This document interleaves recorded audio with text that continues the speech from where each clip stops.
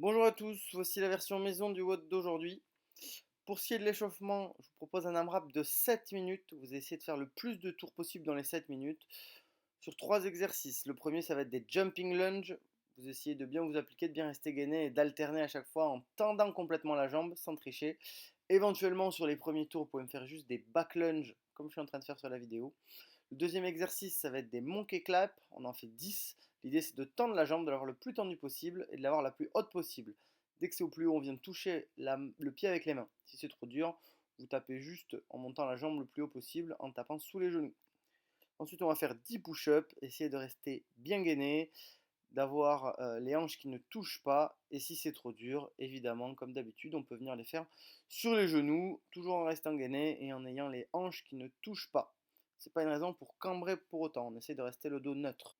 Pour ce qui est du Metcon, initialement c'était 50, 40, 30, 20 et 10 sur du wall ball et du KB swing. Donc si à la maison vous avez les moyens de faire des wall ball, vous pouvez faire vos 50 premières reps euh, contre le mur. Pensez bien à avoir les fesses qui descendent jusqu'en dessous des genoux et à bien atteindre la cible.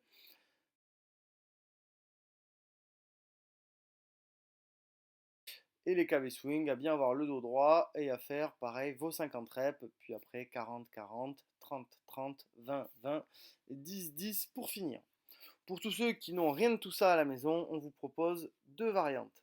À la place des wall balls, vous pouvez faire des bag thrusters. Vous mettez dans un sac à dos un peu de poids et vous allez venir épauler votre sac, faire un front squat, tendre les jambes et tendre les bras pour faire un thruster avec. Éventuellement sur la version scale ou si ça vous plaît plus parce que c'est plus pratique, vous prenez le sac devant vous en hug un petit peu ou alors en le tenant comme un gobelet et vous faites les 50 reps en front squat suivi de 50 strict press en vous mettant par terre et en tendant du coup les bras pour faire un strict press avec votre sac.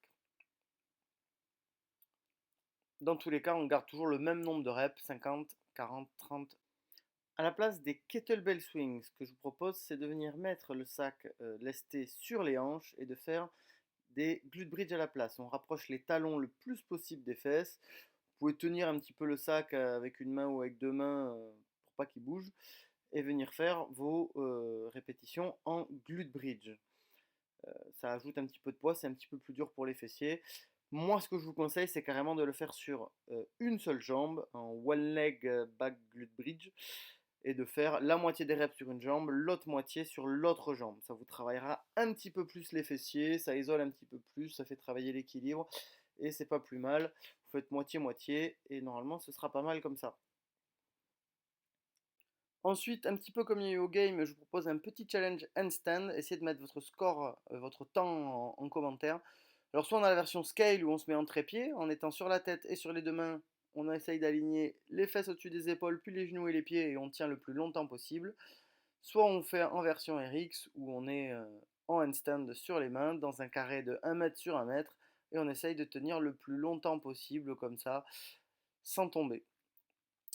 Voilà, je compte sur vous. Je vous souhaite de passer un bon WOD, un bon entraînement et une bonne journée.